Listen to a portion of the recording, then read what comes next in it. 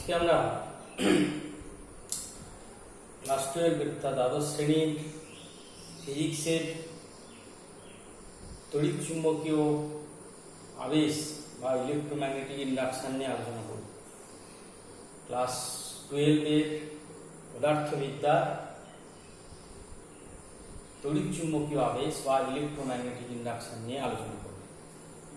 তো প্রথমেই জানা দরকার তড়িৎ চুম্বকীয় আবেশ বা ইলেকট্রোম্যাগনেটিক ইন্ডাকশন জিনিসটা কি। তড়িৎ চুম্বকীয় আবেশ বা ইলেকট্রোম্যাগনেটিক ইন্ডাকশন কি? চৌম্বক ক্ষেত্র এবং পরিবাহীর মধ্যে, পরিবাহীটা অবশ্যই বদ্ধ পরিবাহী হতে হবে, চৌম্বক ক্ষেত্র এবং পরিবাহীর মধ্যে আপেক্ষিক গতি থাকলে তড়িৎ শক্তি উৎপন্ন হওয়ার ঘটনাকে বলা হয় তড়িৎ চুম্বকীয় আবেশ। চৌম্বক ক্ষেত্র, চৌম্বক ক্ষেত্র ও পরিবাহীর মধ্যে আপেক্ষিক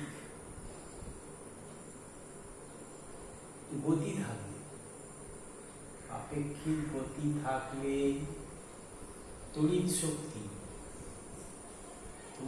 শক্তি উৎপন্ন হওয়া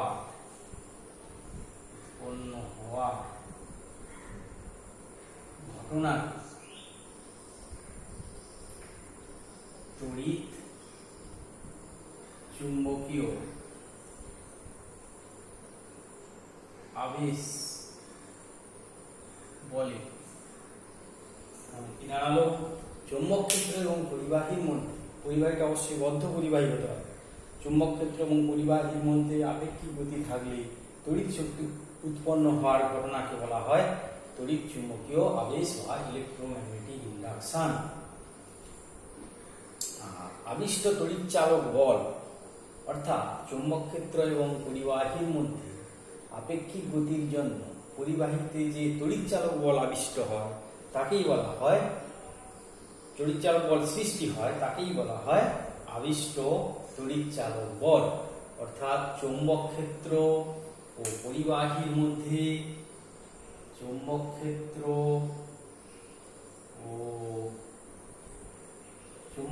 ও পরিবাহীর মধ্যে,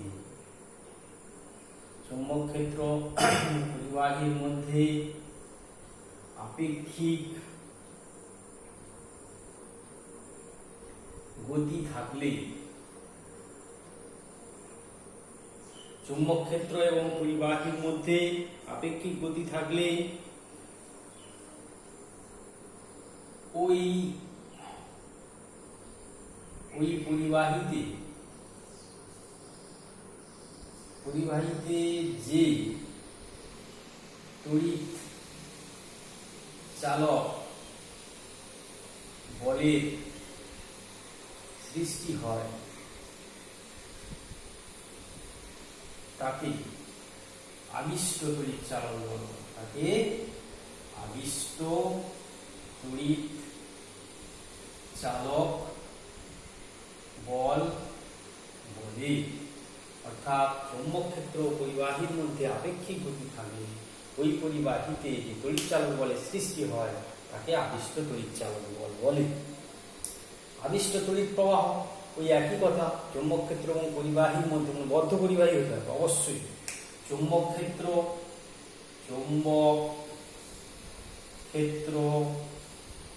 ও বদ্ধ পরিবাহীর ক্ষেত্রে, চৌম্বক ক্ষেত্র ও বদ্ধ পরিবাহীর ক্ষেত্রে আপেক্ষিক গতি থাকলে,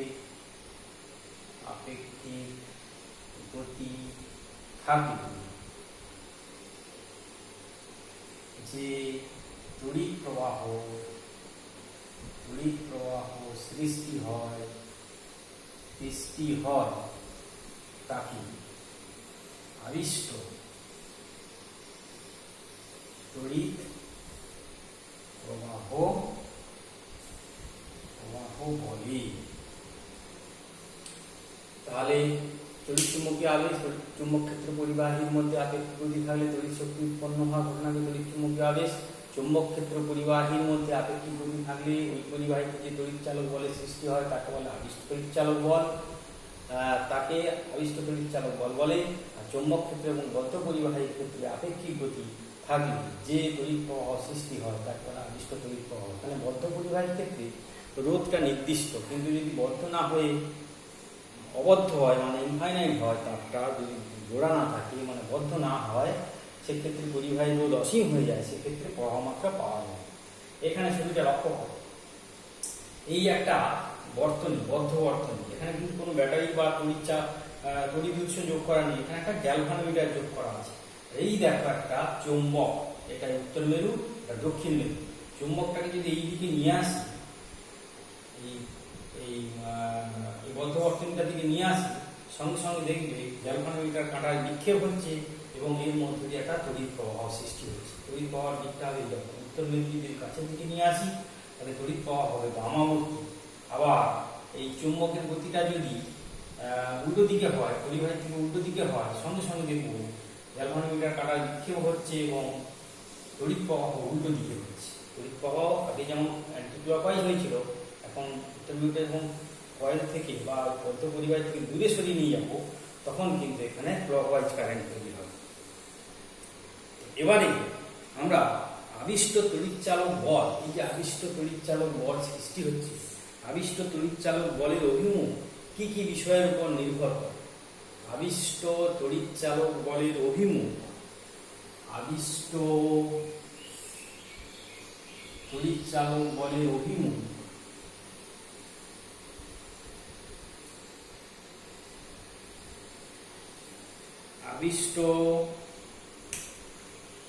আবিষ্ট তড়িৎ চালক বলে অভিমুখ নির্ভর করে 1 নম্বর আবিষ্ট তড়িৎচালক বল, যেটা তড়িৎচালক বল আবিষ্ট হলে তবে তো কারেন্টটা সৃষ্টি হবে। তো আবিষ্ট তড়িৎচালক বল নির্ভর করে চুম্বকের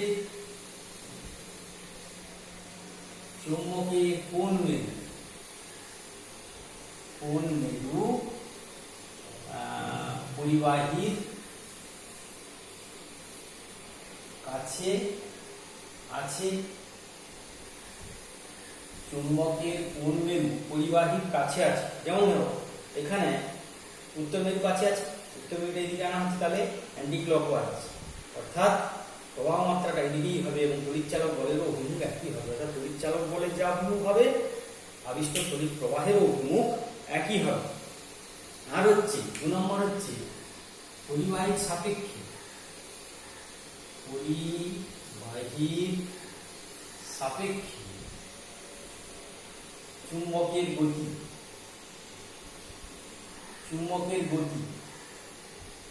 অর্থাৎ দেখো চুম্বকটা পরিবাহীটা এখানে আছে, চুম্বক যদি সামনের দিকে আসে, পরিবাহীর দিকে আসে, তাহলে অ্যান্টিক্লকওয়াইজ কারেন্ট, তড়িৎচালক বল অ্যান্টিক্লকওয়াইজ সৃষ্টি হয়। আর যদি চুম্বকটা পরিবাহী থেকে দূরে চলে যায়, অর্থাৎ এই যে পরিবাহীর সাপেক্ষে চুম্বকের গতিটা যদি উল্টো দিকে হয়, তখন দেখবে সঙ্গে সঙ্গে তড়িৎচালক বলের অভিমুখ পাল্টে যাবে, অর্থাৎ ক্লকওয়াইজ হয়ে যাবে। এই জন্য হচ্ছে আবিষ্ট তড়িৎচালক বলের অভিমুখ নির্ভর করে, আবিষ্ট তড়িৎচালক বলের অভিমুখ নির্ভর করে চুম্বকের কোন মেরু পরিবাহীর কাছে আছে এবং পরিবাহীর সাপেক্ষে চুম্বকের গতি। এন মেরু কাছে থাকলে কাছের দিকে এলে অ্যান্টিক্লকওয়াইজ হবে, আর এন মেরু কাছে থাকলেও কিন্তু এন মেরুটাকে দূরের দিকে যদি নিয়ে চলে যাই, গতি চুম্বকের গতিটা দূরের দিকে হয়, তখন ক্লকওয়াইজ হবে। এইটা হচ্ছে আবিষ্ট তড়িৎচালক বলের অভিমুখ, এই দুটো বিষয়ের উপর নির্ভর করে। এবার হচ্ছে আবিষ্ট তড়িৎচালক বলের মান, আবিষ্ট তড়িৎচালক বলের মান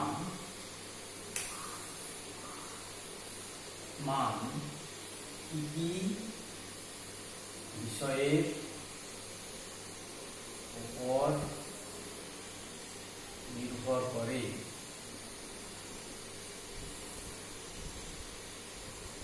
আবিষ্ট তড়িৎচালক বলের মান কি বিষয়ের উপর নির্ভর করে?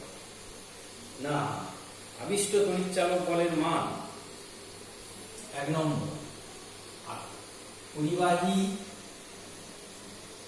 পরিবাহী ও চুম্বকের আপেক্ষিক গতির উপর, অর্থাৎ খুব কাছে চুম্বকের কাছে কত আস্তে আস্তে আনছি, না পরিবাহীর কাছে চুম্বককে আস্তে আস্তে আনছি না তাড়াতাড়ি আনছি, পরিবাহী ও চুম্বকের আপেক্ষিক গতির উপর। 2 নম্বর হচ্ছে চুম্বকের মেরু শক্তির উপর। চুম্বকের মেরু শক্তির উপর চুম্বকের মেরু শক্তি বাড়ালে আবিষ্ট তড়িৎচালক বল বৃদ্ধি পাবে। কয়েলের পরিবাহীর পাক সংখ্যার উপর, পাক সংখ্যা বাড়ালে তড়িৎচালক বল বাড়বে, পাক সংখ্যা কমালে তড়িৎচালক বল কমে যাবে। অর্থাৎ এই 3টে বিষয়ের উপর নির্ভর করছে, পরিবাহী এবং চুম্বকের আপেক্ষিক গতির উপর, কত তাড়াতাড়ি আনছি বা কত তাড়াতাড়ি দূরে সরিয়ে নিয়ে যাচ্ছি। আস্তে আনলে ধীরে ধীরে আনলে তড়িৎচালক বলের মান কম হবে, দ্রুত আনলে কি হবে, তড়িৎচালক বলের মান বেশি হবে। আর চুম্বকের মেরু শক্তি, এই মেরু শক্তি যদি বাড়িয়ে দিই তাহলে আবিষ্ট তড়িৎচালক বল বেশি হবে, আর মেরু শক্তি কম হলে তড়িৎচালক বলের মান কম হবে। আর পাক সংখ্যা, পরিবাহীর পাক, একটা পাকের ক্ষেত্রে যতটা তড়িৎচালক বল সৃষ্টি হবে, যদি বেশি সংখ্যক পাক থাকে তাহলে তড়িৎচালক বলটা বেশি সৃষ্টি হবে। এবং এক্ষেত্রে আবিষ্ট তড়িৎচালক বলের অভিমুখ এবং প্রবাহ মাত্রার অভিমুখ একই হবে। আবিষ্ট তড়িৎচালক বলের অভিমুখ এবং প্রবাহ মাত্রার অভিমুখ কিন্তু একই হবে। এই হলো আবিষ্ট তড়িৎচালক বল কি কি বিষয়ের উপর নির্ভর করে সেটা আমরা জানলাম। এবারে আমরা এই যে আবিষ্ট তড়িৎ প্রবাহ এবং চুম্বকের গতির সাহায্যে সৃষ্টি করতে পারি একটা প্রবাহ পরিবাহী কুণ্ডলী বা সলিনয়েডের সাহায্যে তড়িৎবাহী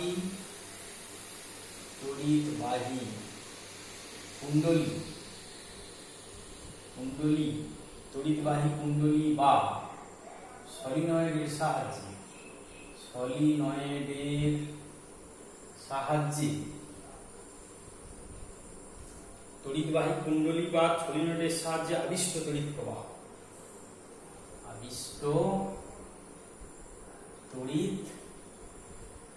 প্রবাহ, সৃষ্টি। আবিষ্ট তড়িৎ প্রবাহ সৃষ্টি যেমন ধরো এই একটা কুণ্ডলী, এখানে কি করা হচ্ছে না, এখানে শুধু একটা গ্যালভানোমিটার লাগানো আছে কুণ্ডলীতে, আর কোনো তড়িৎ উৎস নেই। আর এই একটা কুণ্ডলী যেখানে আমরা একটা ব্যাটারি লাগিয়ে দিয়েছি, চাবি লাগানো আছে।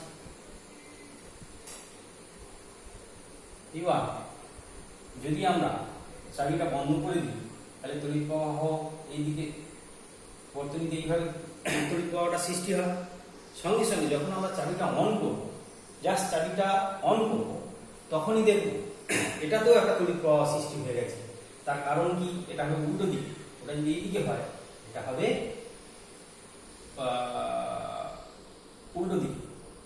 তার কারণ কি, একটা পরিবাহী লুপ একটা চুম্বকের মতো আচরণ করে, তাহলে এই প্রবাহ যদি এই দিকে হয়, অর্থাৎ এই যে ক্লকওয়াইজ হলে কি হবে না, এখানে অ্যান্টি ক্লকওয়াইজ তড়িৎ প্রবাহ আবিষ্ট হবে। এখানে ক্লকওয়াইজ হলে এখানে অ্যান্টি ক্লকওয়াইজ। আবার যদি ব্যাটারির মেরুটা আমরা উল্টে দিই তখন কি হবে না, এটা অ্যান্টি ক্লকওয়াইজ হবে, এখানে ক্লকওয়াইজ হবে। অর্থাৎ একটা প্রবাহ কুণ্ডলী যেহেতু একটা চুম্বকের মতো কাজ করে, তাই এখানে চুম্বক প্রবাহের পরিবর্তন হচ্ছে, তার ফলে এখানে আবিষ্ট তড়িৎচালক বল হচ্ছে, তারপরে আবিষ্ট তড়িৎ প্রবাহ হচ্ছে। কিন্তু এখানে মনে রাখতে হবে সুইচটা অন করার সময় হবে আর সুইচটা অফ করার সময় হবে। সুইচ অন করার পর রেখে দিলে কিন্তু এখানে তড়িৎ প্রবাহ পাওয়া যাবে না। এটাই হলো তড়িৎবাহী কুণ্ডলী এবং সলিনয়েডের সাহায্যে আবিষ্ট তড়িৎ প্রবাহ সৃষ্টি। এরপরে আমরা আসছি চুম্বক আবেশ ও চুম্বক প্রবাহ। চুম্বক আবেশ ও চুম্বক প্রবাহ। চুম্বক চুম্বক আবেশ, চুম্বক আবেশ ও চুম্বক প্রবাহ, magnetic induction, magnetic induction and magnetic flask, magnetic induction এবং magnetic induction and magnetic flux, চৌম্বক আবেশ এবং চৌম্বক প্রবাহ। চৌম্বক আবেশ কাকে বলে? চুম্বক আবেশ, চুম্বক আবেশ জিনিসটা কি না, পদার্থের কোনো বিন্দুর চারদিকে যদি আমরা একটা একক ক্ষেত্রফল কল্পনা করি, তাহলে ওই একক ক্ষেত্রফলের মধ্য দিয়ে যতগুলি আবেশ রেখা অর্থাৎ চৌম্বক বলরেখা যায়, সেটাকেই বলা হয় চৌম্বক আবেশ। অর্থাৎ পদার্থের কোনো বিন্দুর চারদিকে একটি একক ক্ষেত্রফল কল্পনা করলে ওই একক ক্ষেত্রফলের মধ্য দিয়ে যতগুলি আবেশ রেখা অতিক্রম করে তাকে বলা হয় ওই বিন্দু চুম্বক আবেশ। চুম্বক আবেশ মানে হচ্ছে ম্যাগনেটিক ইন্ডাকশন। পদার্থের কোনো বিন্দুর চারদিকে একক ক্ষেত্রফল কল্পনা করলে ওর মধ্য দিয়ে যে কটি আবেশ রেখা অতিক্রম করে তাকেই বলা হয় ওই বিন্দুর চুম্বক আবেশ। আচ্ছা, চুম্বক প্রবাহ, চুম্বক প্রবাহ, চুম্বক প্রবাহ জিনিসটা কি না, কোনো পরিবাহীর তলের মধ্য দিয়ে, কোনো পরিবাহীর তলে বা ক্ষেত্রফলের মধ্য দিয়ে যে কটি আবেশ রেখা লম্বভাবে অতিক্রম করে, অর্থাৎ কোনো পরিবাহীর তলে বা ক্ষেত্রফলের মধ্য দিয়ে যে কটি আবেশ রেখা লম্বভাবে অতিক্রম করে তাকেই বলা হয় ওই তলের সঙ্গে জড়িত চুম্বক প্রবাহ বা ম্যাগনেটিক ফ্লাক্স। এখানে কি হলো, কোনো পদার্থের কোনো বিন্দুর চারদিকে একক ক্ষেত্রফল নিলে সেই একক ক্ষেত্রফলের মধ্যে দিয়ে যতগুলো আবেশ রেখা লম্বভাবে অতিক্রম করে তাকে বলে চুম্বক আবেশ। আর চুম্বক প্রবাহ হচ্ছে যে কোনো ক্ষেত্রফলের মধ্য দিয়ে যে কটি আবেশ রেখা লম্বভাবে অতিক্রম করে সেটাকে বলা হয় ওই তলের সঙ্গে জড়িত চুম্বক প্রবাহ বা ম্যাগনেটিক ফ্লাক্স। এবার ধরো এই একটা যে কোনো আকারের একটা পরিবাহী, এটা তার ক্ষেত্রফল, ধরো ক্ষেত্রফলের এরিয়া ভেক্টরটা মনে করো এই দিক বরাবর, ক্ষেত্র ভেক্টরটা এই দিকে, মানে তলের এই তলের উপর লম্ব যে এরিয়া ভেক্টরটা, ক্ষেত্র ভেক্টর তার দিকটা এটা, এবং এর সঙ্গে এখানে ম্যাগনেটিক ইন্ডাকশন আর চুম্বক ক্ষেত্র একই জিনিস। এখানে চুম্বক ক্ষেত্রটা মনে করো এর সঙ্গে বিটা মনে করো থিটা কোণে আছে, তাহলে চুম্বক ক্ষেত্রটা এই দিকে আর এরিয়া ভেক্টরটা, তলের এরিয়া ভেক্টরটা এই দিকে, তাহলে তাদের মধ্যে অ্যাঙ্গেল কত, থিটা। এক্ষেত্রে চুম্বক ফ্লাক্স, চুম্বক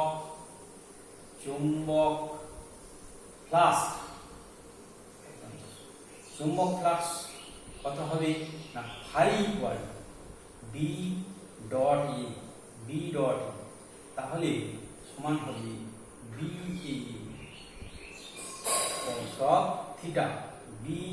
বি হলো এই বি ভেক্টরের মান আর এ হলো এই এ ভেক্টরের মান, অর্থাৎ তাহলে চুম্বক ফ্লাক্স কত হচ্ছে না বি ডট এ সমান বি এ কস থিটা, অর্থাৎ বি এর উপাংশ এ বরাবর কত বি কস থিটা ইনটু ওর এরিয়া ভেক্টর। তাহলে কি হলো না, কোনো তলের সঙ্গে লম্বভাবে যতগুলি বলরেখা জড়িত থাকে সেটাই হলো ওই তলের সঙ্গে জড়িত চুম্বক ফ্লাক্স বা ম্যাগনেটিক ফ্লাক্স। তাহলে ফাই ইকুয়াল টু হলো বি ডট এ। যদি চুম্বক ক্ষেত্র সুষম না হয়, এটা কি তলের ক্ষেত্রফল, এ হচ্ছে তোমার তলের ক্ষেত্রফল আর বি হচ্ছে চুম্বক ক্ষেত্র, বি হচ্ছে কি চুম্বক ক্ষেত্র, এ হচ্ছে তলের ক্ষেত্রফল আর বি হচ্ছে চৌম্বক ক্ষেত্র, মড দিয়ে দাও, এ হচ্ছে তলের ক্ষেত্রফল, ডি হচ্ছে চৌম্বক ক্ষেত্র।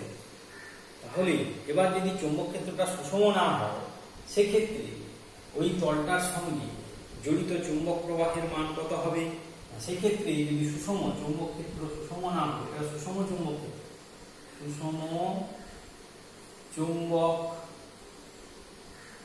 ক্ষেত্র, এটা সুষম চৌম্বক ক্ষেত্রের ক্ষেত্রে এই ফ্লাক্সটা এটা হবে চৌম্বক ক্ষেত্র সুষম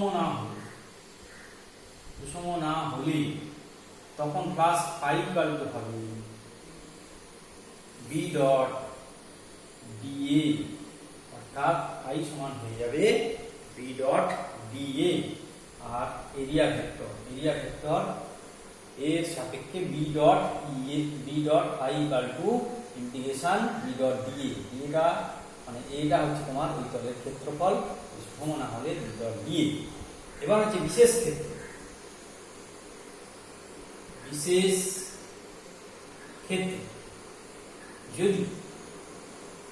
যদি এখানে দেখো phi equal to dA cos theta, যদি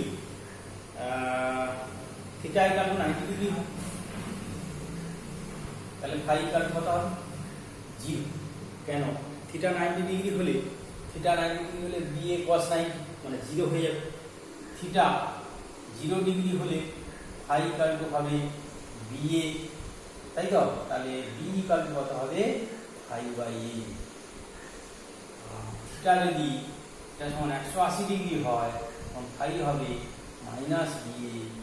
ফাইটা কত হবে? Minus BA. এই প্লাসকে বলা হয় নেগেটিভ প্লাস, এটাকে বলা হয় নেগেটিভ প্লাস।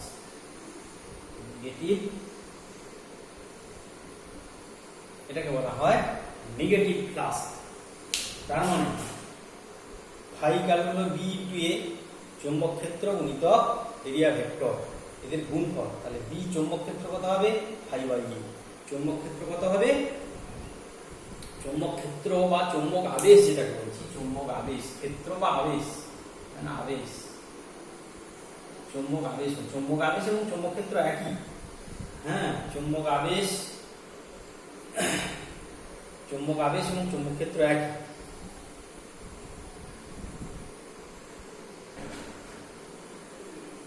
আচ্ছা, এই হলো তাহলে চৌম্বক প্রবাহকে তার তলের ক্ষেত্রফল দিয়ে ভাগ করলে যেটা পাওয়া যাবে চৌম্বক আবেশ, সেটাই আমাদের সংজ্ঞাটি ছিল। একক ক্ষেত্রফলের মধ্য দিয়ে যে কটি বলরেখা অতিক্রম করে সেটাই হচ্ছে চৌম্বক আবেশ। এবার হচ্ছে আমরা তাহলে ফ্লাক্স, চৌম্বক ফ্লাক্স এবং চৌম্বক আবেশ আমরা জেনে গেলাম। এবার হচ্ছে আমরা যেটা জানবো সেটা হচ্ছে তড়িৎ চুম্বকীয় আবেশ সংক্রান্ত ফ্যারাডের সূত্র। তড়িৎ চুম্বকীয় আবেশ সংক্রান্ত ফ্যারাডের সূত্র, Faraday's laws of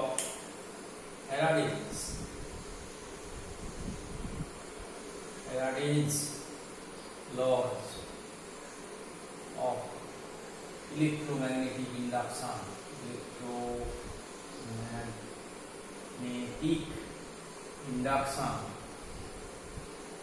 অর্থাৎ Faraday's law of electromagnetic induction মানে হচ্ছে তড়িৎ চুম্বকীয় আবেশ সংক্রান্ত ফ্যারাডের সূত্র। তড়িৎ চুম্বকীয় আবেশ সংক্রান্ত ফ্যারাডের সূত্র, ফার্স্ট ল বা প্রথম সূত্র। ফার্স্ট লটা কি বলছে? প্রথম সূত্রটা কি বলছে?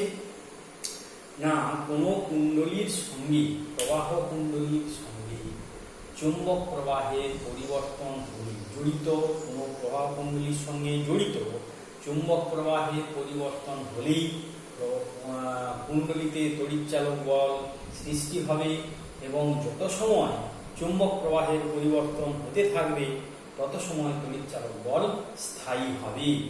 তার মানে ফার্স্ট লটা কি হলো? কুণ্ডলীর সঙ্গে জড়িত চুম্বক প্রবাহের পরিবর্তন ঘটলে কুণ্ডলীতে তড়িৎচালক বল আবিষ্ট হবে বা সৃষ্টি হবে এবং যত সময় চুম্বক প্রবাহের পরিবর্তন হতে থাকবে তত সময় আবিষ্ট তড়িৎচালক বল স্থায়ী হবে। এটাই হলো ফার্স্ট ল বা প্রথম সূত্র, ফ্যারাডেজ লজ অফ ইলেকট্রোম্যাগনেটিক ইন্ডাকশনের প্রথম সূত্র। আবার বলছি, কোনো কুণ্ডলীর সঙ্গে জড়িত চুম্বক প্রবাহের পরিবর্তন ঘটলে কুণ্ডলীতে তড়িৎচালক বল আবিষ্ট হবে এবং যত সময় চুম্বক প্রবাহের পরিবর্তন হতে থাকবে তত সময় আবিষ্ট তড়িৎচালক বল স্থায়ী হবে। তাহলে প্রথম সূত্র থেকে কি জানা যায়? প্রথম সূত্র অর্থাৎ ফ্যারাডের প্রথম সূত্র থেকে জানা যায়, কি জানা যায়? কি শর্তে তড়িৎ চুম্বকীয়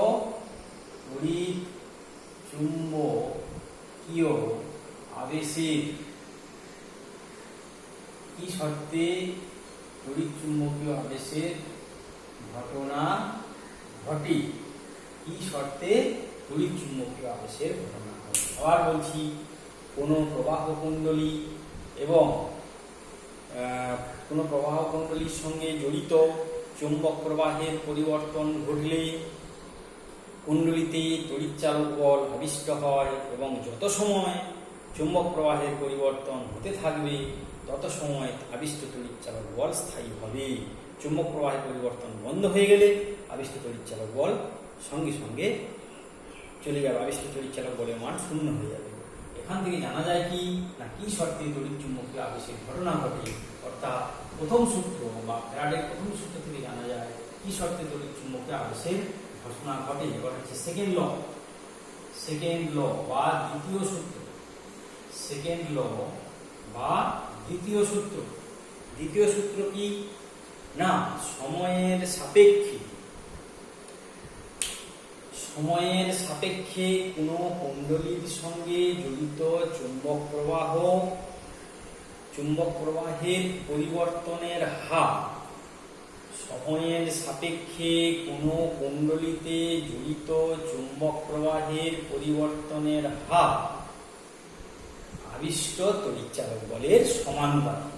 অর্থাৎ কোন সময়ের সাপেক্ষে কুণ্ডলীর সঙ্গে জড়িত চুম্বক প্রবাহের পরিবর্তনের হার কুণ্ডলীতে আবিষ্ট তড়িৎচালক বলের সমানুপাতিক।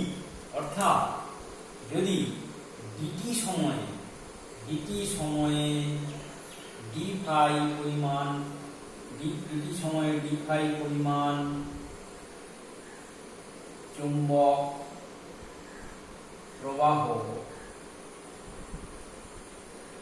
প্রবাহ পরিবর্তিত হয় তবে আবিষ্ট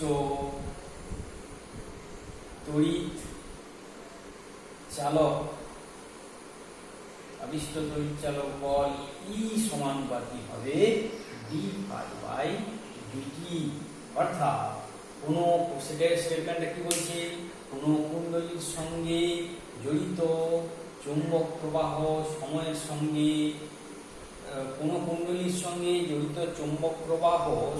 সঙ্গে যে হারে পরিবর্তিত হয় সেটা আবিষ্ট তড়িৎচালক বলের সমানুপাতিক। অর্থাৎ সময়ের সাপেক্ষে কুণ্ডলীর সঙ্গে জড়িত চুম্বক প্রবাহ যে হারে পরিবর্তিত হয় সেটা কুণ্ডলীতে সৃষ্ট তড়িৎচালক বলের সমানুপাতিক। অর্থাৎ দুটি সময় যদি ডি ফাই পরিমাণ চুম্বক প্রবাহ পরিবর্তিত হয় তাহলে আবিষ্ট তড়িৎচালক বল ই হবে ই সমানুপাতিক ডি ফাই বাই ডিটি। এই দ্বিতীয় সূত্র থেকে কি জানা যায়?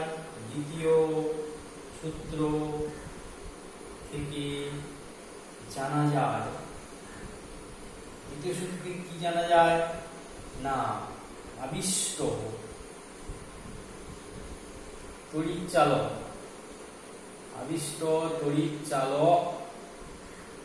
বলের মান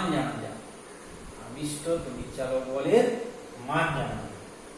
তাহলে সেকেন্ড লয়ের স্টেটমেন্টটা হলো সময়ের সাপেক্ষে কোন কুণ্ডলীর সঙ্গে জড়িত চৌম্বক প্রবাহ যে হারে পরিবর্তিত হয় আবিষ্ট তড়িৎচালক বল তার সমানুপাতিক। এবং দ্বিতীয় সূত্র থেকে জানা যায় আবিষ্ট তড়িৎচালক বলের মান। প্রথম সূত্র থেকে জানা যায় কি শর্তে তড়িৎচুম্বকীয় আবেশের ঘটনা ঘটে, আর দ্বিতীয় সূত্র থেকে জানা যায় আবিষ্ট তড়িৎচালক বলের মান। এবার আমরা জানব লেঞ্জের সূত্র। ফ্যারাডের দুটো সূত্র গেল, ফার্স্ট ল এবং সেকেন্ড ল। এবার হচ্ছে আমরা জানবো লেঞ্জের সূত্র। লেঞ্জের সূত্র, লেঞ্জ বিজ্ঞানী লেঞ্জের নাম অনুসারে, অনেক সময় এটাকে থার্ড লও বলা হয়, যাই হোক বিজ্ঞানীর লেঞ্জের নাম অনুসারে সূত্র আছে তড়িৎচুম্বকীয় আবেশ সংক্রান্ত, সেটা হচ্ছে লেঞ্জের সূত্র। লেঞ্জের সূত্র, লেঞ্জের সূত্র, লেন্স ল, লেন্স ল, লেঞ্জের সূত্র। লেঞ্জের সূত্রটা কি বলছি? তড়িৎচুম্বকীয় আবেশের ক্ষেত্রে তড়িৎচুম্বকীয় আবেশ সংক্রান্তই লেঞ্জের সূত্র। তড়িৎচুম্বকীয় আবেশের ক্ষেত্রে আবিষ্ট তড়িৎচালক বলের অভিমুখ এমন হবে যে সেটা বর্তনীতে আবিষ্ট তড়িৎ প্রবাহ সৃষ্টির কারণকে বাধা দেবে। অর্থাৎ তড়িৎচুম্বকীয় আবেশের ক্ষেত্রে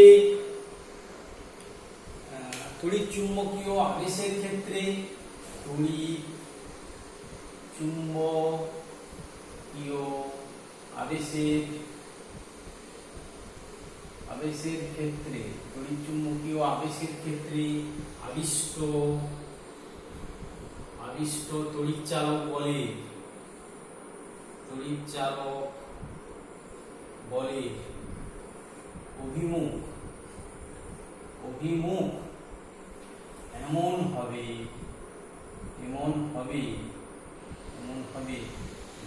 যে বর্তনীতে আবিষ্ট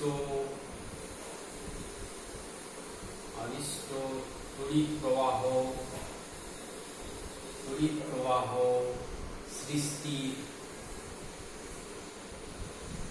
কারণকে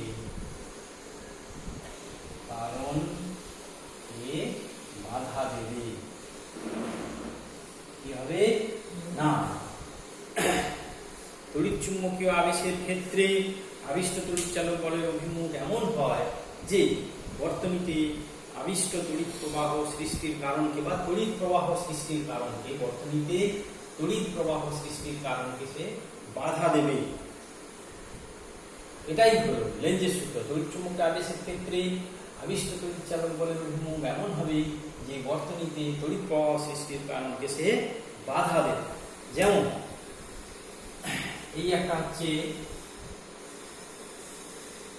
বর্তনী, মনে করে একটা ওটা বদ্ধ বর্তনী, এটা একটা হচ্ছে বদ্ধ বর্তনী, এখানে একটা বদ্ধ বর্তনী আছে। এইবার আমি একটা আগের মতো একটা এন মেরুতে এনএস চুম্বক মেরুতে আমি এই দিকে ঘুরছি, সঙ্গে সঙ্গে কি হবে, এখানে অ্যান্টি ক্লকওয়াইজ তড়িৎ প্রবাহ সৃষ্টি হবে। আমরা জানি একটা তড়িৎ প্রবাহযুক্ত কুণ্ডলী, একটা চৌম্বক মেরুর মতো আচরণ করে, আর এই দিকটা কি অ্যান্টি ক্লকওয়াইজ, মানে এখানে নর্থ পোল সৃষ্টি হবে। তখন কি হবে না, উত্তর মেরুর এই গতিকেও বাধা দেবে। এটাই বলছে তড়িৎচুম্বকীয় আবেশের ক্ষেত্রে আবিষ্ট তড়িৎচালক বলের অভিমুখ এমন হবে যে বর্তনীর তড়িৎ প্রবাহ সৃষ্টির কারণকে বাধা দেবে।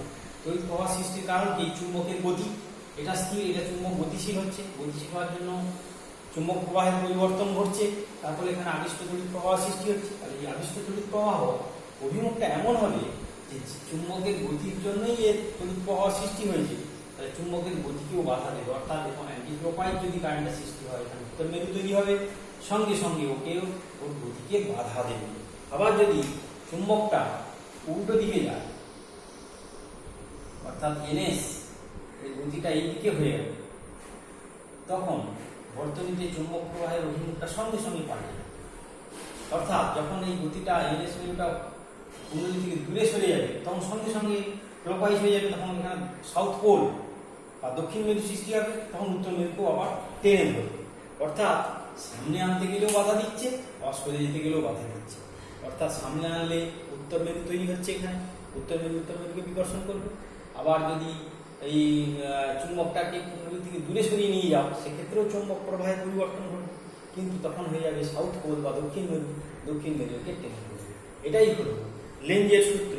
অর্থাৎ তড়িৎ চুম্বকীয় আবেশের ক্ষেত্রে আবিষ্ট তড়িৎ চলের বলের অভিমুখ এমন হবে যে বর্তনীতে প্রবাহ সৃষ্টি, তড়িৎ প্রবাহ সৃষ্টির কারণকে বাধা দেবে। এবার হচ্ছে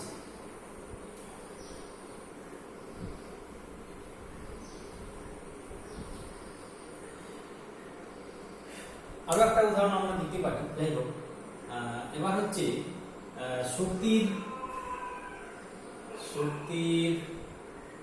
সংরক্ষণ সূত্র থেকে, শক্তির সংরক্ষণ সূত্র থেকে লেঞ্জের সূত্র, শক্তির সংরক্ষণ সূত্র থেকে লেঞ্জের সূত্র। অর্থাৎ শক্তির সংরক্ষণ সূত্র থেকে লেঞ্জের সূত্র আমরা কিভাবে প্রমাণ করব, ভালো করে লক্ষ্য করো। এই যে একটা কুণ্ডলী আমরা এঁকেছি, এই একটা এনএস মেরু আমরা এঁকেছি, তাকে এইদিকে আনছি, এর মধ্যে কিরকম তৈরি হচ্ছে অ্যান্টিক্লকওয়াইজ, অর্থাৎ গতিটা কোন দিকে, এইদিকে গতি। তাহলে দেখো এর সঙ্গে কোনো তড়িৎ উৎস যোগ ছিল না, তাহলে এখানে যে তড়িৎ প্রবাহ সৃষ্টি হচ্ছে, তড়িৎ শক্তি সৃষ্টি হচ্ছে, তাহলে শক্তির সংরক্ষণ সূত্র বলছে যে এমনি এমনি কোথাও তড়িৎ শক্তি সৃষ্টি হবে না, কোনো না কোনো শক্তির বিনিময়ে এই তড়িৎ শক্তি যার সৃষ্টি হয়েছে, কোনো না কোনো শক্তির বিনিময়ে এই তড়িৎ শক্তি সৃষ্টি হয়েছে, তড়িৎ প্রবাহ সৃষ্টি হয়েছে। তাহলে সেই তড়িৎ শক্তি সৃষ্টি হওয়ার উৎস দেখো, এখানে যখন চুম্বক প্রবাহের পরিবর্তন হচ্ছে তখন অ্যান্টিক্লকওয়াইজ, অর্থাৎ এখানে উত্তর মেরু তৈরি হচ্ছে, তখন উত্তর মেরুকে কি করবে, চুম্বকের গতিকে বাধা দেবে। এখানে উত্তর মেরু, পাঁচটা উত্তর মেরু, তাহলে চুম্বকের গতিকে বাধা দেবে। তার মানে চুম্বকটাকে গতিশীল রাখতে গেলে, অর্থাৎ চুম্বকটাকে পরিবাহের দিকে গতিশীল রাখতে গেলে বাইরের থেকে আমাকে একটা এক্সটার্নাল ওয়ার্ক করতে হবে, বহিষ্ঠ ওয়ার্ক করতে হবে। সেই কার্যই এর মধ্যে তড়িৎ শক্তি সৃষ্টি করবে। অর্থাৎ একটা বিরুদ্ধ বলের মধ্যে কাজ, এটা উত্তর মেরু তৈরি হয়ে যাচ্ছে, তাহলে উত্তর মেরু ওকে, এই উত্তর মেরুকে বিকর্ষণ করবে, তাহলে বিরুদ্ধ বলের বিরুদ্ধে, একটা বাধা বলের বিরুদ্ধে কার্য করতে হবে। সেই কার্যই এর মধ্যে তড়িৎ শক্তি সৃষ্টি করবে। তাহলে এখান থেকে কি হলো না, শক্তি সংরক্ষণ সূত্র থেকে লেঞ্জের সূত্রটা পাওয়া গেল।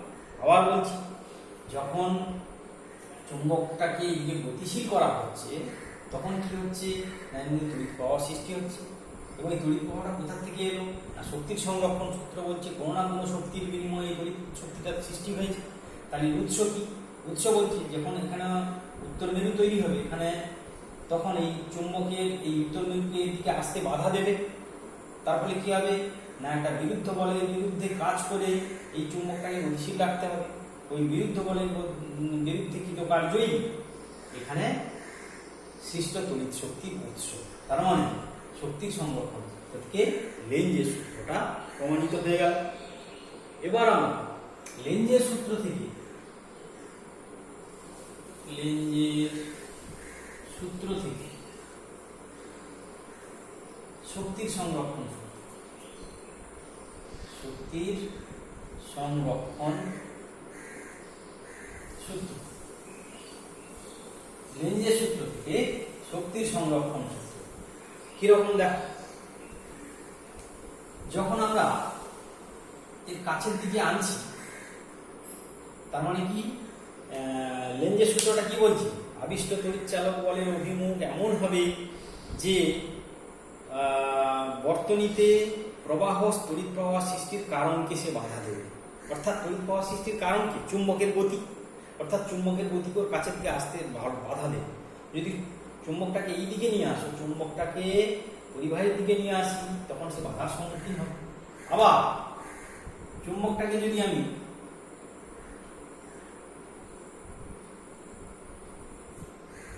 এনএস মেরুটাকে যদি এইদিকে গতি সৃষ্টি করি, সেক্ষেত্রে দেখেছি কি না, তড়িৎ প্রবাহটা সঙ্গে সঙ্গে ঘুরে যাবে, গতি এইদিকে হলে তড়িৎ প্রবাহ এইদিকে হবে, মানে সাউথ মেরু তৈরি হবে, তখন ওকে টেনে ধরবে।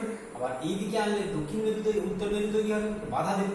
তার মানে চুম্বকটাকে, চুম্বক এবং পরিবাহীর মধ্যে আপেক্ষিক গতি সৃষ্টি করতে গেলেই বাধা বলের সম্মুখীন হতে হবে। কাছে এলে ঠেলবে, আসতে দেবে না, দূরে চলে গেলে পিছন থেকে টানবে। অর্থাৎ পরিবাহী এবং চুম্বক ক্ষেত্রের মধ্যে আপেক্ষিক গতি সৃষ্টি করতে গেলেই বাধার সম্মুখীন হতে হচ্ছে, অর্থাৎ সেই বাধা বলের বিরুদ্ধেই কার্য করতে হচ্ছে। সেই কার্যই এর মধ্যে তড়িৎ শক্তি সৃষ্টি করছে। তার মানে শক্তি সংরক্ষণ সূত্র থেকে যেমন লেঞ্জের সূত্র পাওয়া যায়, লেঞ্জের সূত্র থেকে শক্তির সংরক্ষণ সূত্র পাওয়া যায়। আবার বলছি, লেঞ্জের সূত্র অনুযায়ী আবিষ্ট তড়িৎ চালক বলের অভিমুখ এমন হবে যে তার মধ্যে প্রবাহ সৃষ্টির কারণকে সে বাধা দেবে।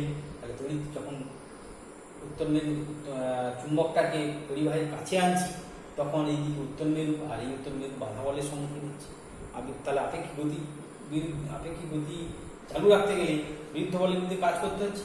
আবার যদি গতিটা উল্টো দিকে হয়, সঙ্গে সঙ্গে এর অভিমুখ পাল্টে যাবে, কারণ এখানে দক্ষিণ মেরু তৈরি হবে এবং তখন চুম্বকটাকে তার গতির বিরুদ্ধে বাধা দেবে, টেনে ধরবে। অর্থাৎ আপেক্ষিক গতি ধরে রাখতে গেলে তোমাকে বিরুদ্ধ বলের বিরুদ্ধে কার্য করতে হবে। সেটাই শক্তির সংরক্ষণ সূত্র, সেই কার্যটাই তড়িৎ প্রবাহ সৃষ্টি করছে। তার মানে আমরা বলতে পারি লেঞ্জের সূত্র থেকে শক্তির সংরক্ষণ সূত্র প্রমাণিত করি। আচ্ছা, এরপরে আমরা আবিষ্ট তড়িৎ চালক বলের রাশিমালা। আবিষ্ট তড়িৎ চালক বলের রাশিমালা। আবিষ্ট তড়িৎ চালক বলের রাশিমালা। যে তড়িৎ চালক বলটা আবিষ্ট হচ্ছে তার রাশিমালাটা কি হবে? আমরা জানি, যদি ডিটি সময়ে ডি ফাই চুম্বক প্রবাহের পরিবর্তন হলে,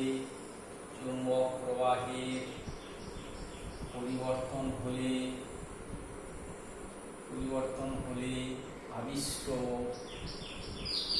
তড়িৎ চালক বল ই সমানুপাতি ডি ফাই বাই ডিটি। মানে এখানে লেখা যাবে e equal to minus k into d phi by dt. K একটি ধ্রুবক, আর এই ঋণাত্মক চিহ্ন বোঝায় যে আবিষ্ট তড়িৎ চালক বল চুম্বক প্রবাহের পরিবর্তন ডি ফাই কে বাধা দেয়। অর্থাৎ কে একটা ধ্রুবক আর মাইনাস চিহ্ন বা ঋণাত্মক চিহ্ন বোঝায় আবিষ্ট তড়িৎ চালক বল চুম্বক প্রবাহের পরিবর্তন ডি ফাই কে বাধা দেয়। সেই জন্য দুটো বিপরীতমুখী, সেই জন্য এখানে ঋণাত্মক চিহ্ন ব্যবহার করা হয়েছে। অর্থাৎ আবিষ্ট চুম্বক প্রবাহের পরিবর্তন কে বাধা দেয়, সেই জন্য এখানে ঋণাত্মক চিহ্ন ব্যবহার করা হয়েছে। এবার দেখো আমরা দেখব কি, যদি ডি ফাই শূন্য হয় তাহলে ই ইকুয়াল টু শূন্য হয়। ডি ফাই শূন্য হওয়া মানে ই ইকুয়াল টু শূন্য হয়। ডি ফাই শূন্য হওয়া মানে ই ইকুয়াল টু শূন্য হবে। অর্থাৎ চুম্বক প্রবাহের পরিবর্তন না হলে আবিষ্ট তড়িৎ চালক বল শূন্য হবে। ফার্স্ট ল, এটা হচ্ছে ফার্স্ট ল হয়ে যাবে। এবং প্রথম হচ্ছে ডি ফাই ইকুয়াল টু 0 হলে শূন্য হবে। আর ই ইকুয়াল টু আমরা দেখেছি minus k into d phi by dt, k into d phi by dt. E equal to e সমান কত আছে, কে মানে এটা না লিখে এইটা। তাহলে এন পাকের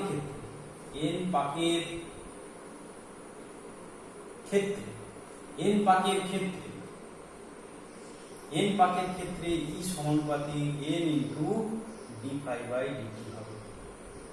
এন পাকের ক্ষেত্রে কি হবে? ই সমানুপাতি n into d phi by dt হবে। আর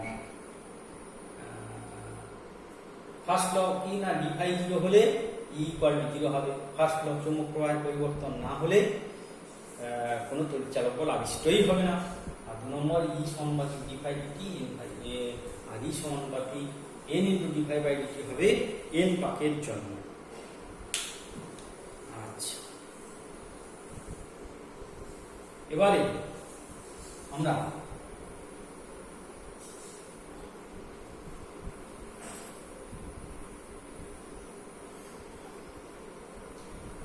আমরা চৌম্বক প্রবাহ, চৌম্বক আবেশের একক, চৌম্বক প্রবাহ ও চৌম্বক আবেশের একক নিয়ে আলোচনা করব। চৌম্বক প্রবাহ এবং চৌম্বক আবেশের একক। তাহলে ই ইকুয়াল টু আমরা কি পেয়েছি? K into d phi by dt, minus চিহ্ন বাদ দিয়ে, মানটা বাদ দিয়ে পাচ্ছি। যদি ই ইকুয়াল টু 1 এর জন্য d phi by dt equal to 1 হয়, তবে কে ইকুয়াল টু 1 হবে। দেখো, ই ইকুয়াল টু 1 এর জন্য ডি ফাই বাই ডিটি যদি 1 হয় বা 1 ধরলে, তবে কে ইকুয়াল টু 1 হবে। তাহলে চৌম্বক প্রবাহের একক, চৌম্বক প্রবাহের একক কি হবে? না, চৌম্বক প্রবাহের একক হবে একক সময়ে কোনো পরিবাহী কুণ্ডলীর সঙ্গে জড়িত চৌম্বক প্রবাহের পরিবর্তন একক হলে পরিবাহীতে একক সময়ে কোনো কুণ্ডলীর সঙ্গে জড়িত চৌম্বক প্রবাহের যে পরিবর্তনের জন্য, একক সময়ে কুণ্ডলীর সঙ্গে জড়িত চৌম্বক প্রবাহের যে পরিবর্তনের জন্য কুণ্ডলীতে একক তড়িৎচালক বল আবিষ্ট হয়, তাকেই বলা হয় চৌম্বক প্রবাহের একক। অর্থাৎ একক সময়ে কোনো কুণ্ডলীর সঙ্গে জড়িত চৌম্বক প্রবাহের যে পরিবর্তনের জন্য কুণ্ডলীতে একক তড়িৎচালক বল আবিষ্ট হয়, তাকেই বলা হয় চৌম্বক প্রবাহের একক। এবং চৌম্বক প্রবাহের একক এসআই পদ্ধতিতে হবে, এসআইতে হবে ওয়েবার, WEBER বা শুধু WB লেখা হয় ওয়েবার। তাহলে ওয়েবারের সংজ্ঞা কি না, ওয়েবারের সংজ্ঞা হলো কোন কুণ্ডলীতে প্রতি সেকেন্ডে ওয়েবারের সংজ্ঞা WEBER। ওয়েবারের সংজ্ঞা কি? কোন কুণ্ডলীতে প্রতি সেকেন্ডে যে পরিমাণ চৌম্বক প্রবাহ পরিবর্তিত হলে কোন কুণ্ডলীতে প্রতি সেকেন্ডে যে পরিমাণ চৌম্বক প্রবাহ পরিবর্তন হলে কুণ্ডলীতে 1 ভোল্ট তড়িৎচালক বল আবিষ্ট হয়, তাকে 1 ওয়েবার বলে। তাহলে জিনিসটা হলো কি, কোন কুণ্ডলীতে প্রতি সেকেন্ডে যে পরিমাণ চৌম্বক প্রবাহ পরিবর্তন হলে কুণ্ডলীতে 1 ভোল্ট তড়িৎচালক বল আবিষ্ট হয়, তাকেই বলা হয় 1 ওয়েবার।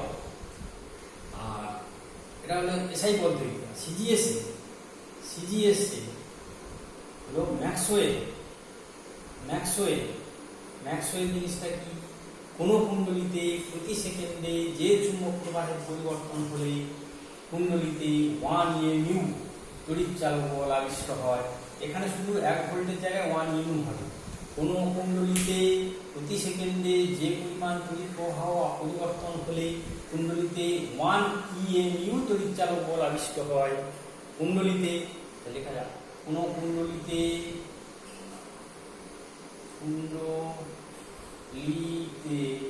প্রতি সেকেন্ডে যে পরিমাণ চৌম্বক প্রবাহ পরিবর্তিত হলে বা পরিবর্তন হলে যে পরিমাণ চৌম্বক প্রবাহ পরিবর্তিত হলে কুণ্ডলিতে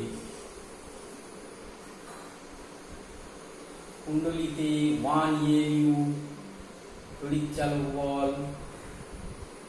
চালক বল আবিষ্ট হয় তাকে 1 ম্যাক্সওয়েল বা 1 ম্যাক্স বলে।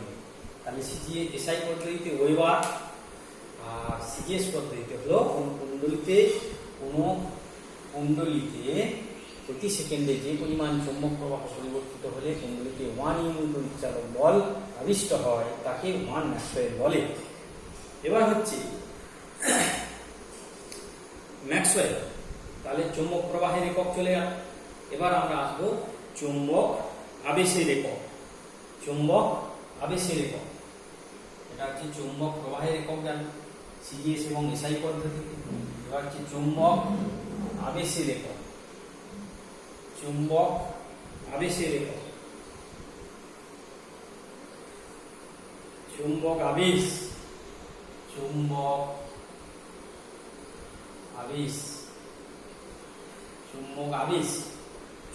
আবেশ বা চৌম্বক প্রবাহ ঘনত্ব সমান চৌম্বক প্রবাহের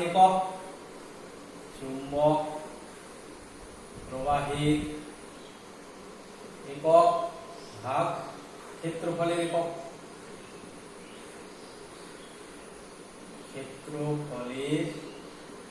একক।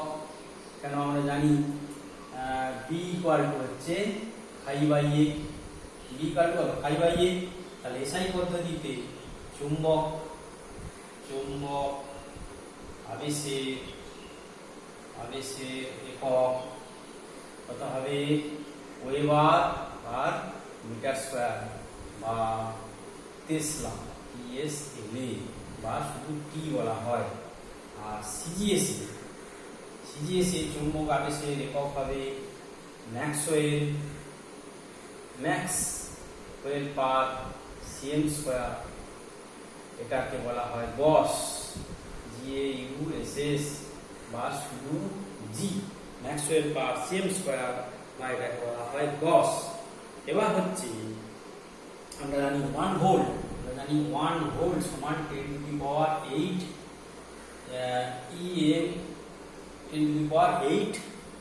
EMU আর 1 ওয়েবার এই রিলেশন 10⁸ ম্যাক্সওয়েল হচ্ছে 1 ভোল্ট সমান হচ্ছে 10⁸ EMU আমরা আগেই জেনেছি। আর 1 ওয়েবার সমান হচ্ছে 10⁸ ম্যাক্সওয়েল। তাহলে 1 টেসলা 1 ওয়েবার ভাগ 1 মিটার স্কয়ার। 1 ওয়েবার সমান কত হবে? 10⁸ ম্যাক্সওয়েল। 10⁸ ম্যাক্সওয়েল ভাগ 1 মিটার স্কয়ার 10⁴ সিএম স্কয়ার, মানে 10⁴ ম্যাক্সওয়েল ভাগ সিএম স্কয়ার সমান 10⁴ গস। তাহলে কি হলো? 1 টেসলা হলো 10⁴ জি বা 4 গস। 1 টেসলা সমান কি হলো? 10⁴ গস। এবার আমরা ওয়েবার এবং ভোল্টের মধ্যে সম্পর্ক। ওয়েবার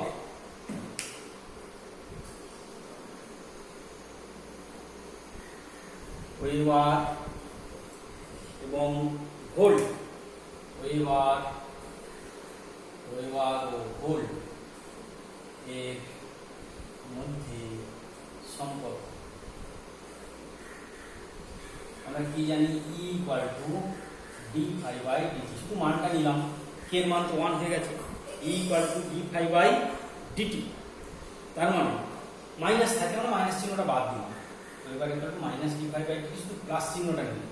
তাহলে ভোল্ট ইকুয়াল টু কত হবে, ওয়েবার ভাগ সেকেন্ড, ওয়েবার ভাগ সেকেন্ড, এখান থেকে পাবো weber equal two volt into second.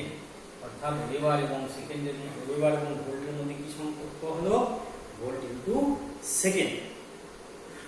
Weber এবং ভোল্টের মধ্যে সম্পর্ক হলো। এবার আমরা আবিষ্ট তড়িৎচালক বলের জন্য কোনো বর্তনীতে প্রবাহিত তড়িৎ আধান, আবিষ্ট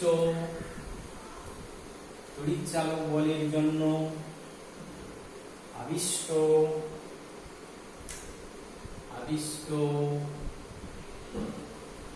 তড়িৎচালক বলের জন্য কোন পরিবাহীতে প্রবাহিত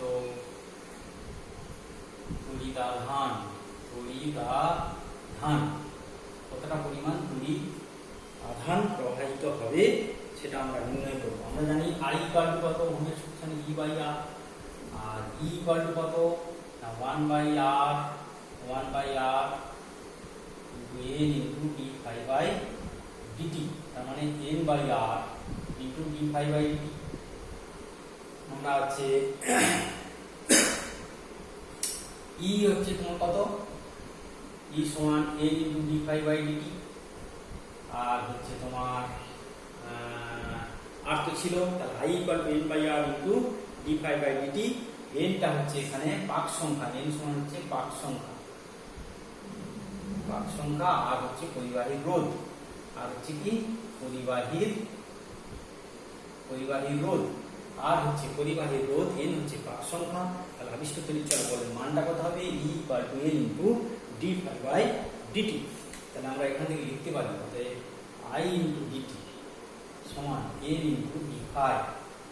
এবার ইন্টিগ্রেশন যদি করি 0 টু t I dt সমান কত হবে, N into phi 1 to phi 2 d phi. সেখান থেকে আমরা কি পাবো না, এখান থেকে পাবো এই I dt 0 টু t করলে q হয়ে যাবে, q সমান হবে r ছিল এখানে একটা N বাই R,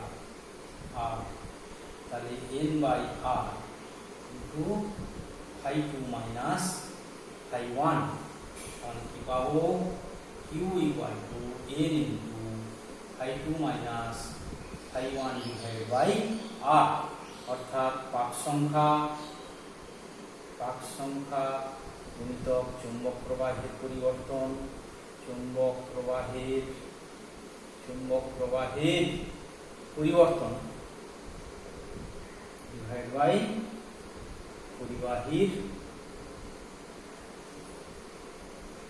পরিবাহীর রোধ।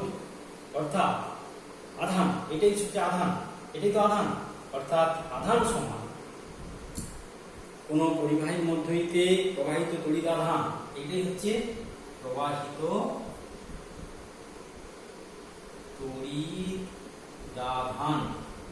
তড়িৎ আধান কত হচ্ছে, Q ইকুয়াল টু পাক সংখ্যা গুণিতক চুম্বক প্রবাহের পরিবর্তন ডিভাইড বাই পরিবাহীর রোধ। অর্থাৎ আবিষ্ট তড়িৎচালক বলের জন্য কোন পরিবাহীতে প্রবাহিত তড়িৎ আধান কত হবে, I equal to d by R তড়িৎ প্রবাহ, আবার E equal to N into d phi by dt মানটা নিলাম ডিভাইড বাই R হচ্ছে পরিবাহীর রোধ, N পাক সংখ্যা, আর আবিষ্ট তড়িৎচালক বল E equal to N into d phi by dt। তাহলে আমরা এখান থেকে লিখতে পারি I ইনটু dt সমান N by R d phi. তাহলে 0 টু t সময়ের মধ্যে কতটা তড়িৎ আধান প্রবাহিত হবে, 0 টু t ইন্টিগ্রেট করলাম I dt N by R phi 1 phi 2 d phi. তাহলে Q equal to N by R phi 2 minus phi 1, Q equal to N into d phi 2 minus phi 1 by R। অর্থাৎ পাক সংখ্যা গুণিতক চৌম্বক প্রবাহের পরিবর্তন divide by পরিবাহী রোধ। অর্থাৎ প্রবাহিত তড়িৎ আধান সমান পাক সংখ্যা গুণিতক চৌম্বক প্রবাহের পরিবর্তন ডিভাইড বাই পরিবাহী রোধ। এটাই হলো আবিষ্ট তড়িৎচালক বলের জন্য কোন পরিবাহীতে প্রবাহিত তড়িৎ আধানের রাশিমালা। এটাকেই আমরা বলবো, এটাকেই আমাদের মনে রাখতে হবে। আবিষ্ট তড়িৎ আধানের পরিমাণটা কত হবে তা আমরা এইভাবে মনে রাখবো। এখান থেকে অঙ্ক থাকলে মান বসে আমরা অঙ্ক করতে পারবো। Q equal to N by R five minus. আজকে এই পর্যন্ত। এরপরের দিন আমরা পরের টপিকস নিয়ে আলোচনা করব।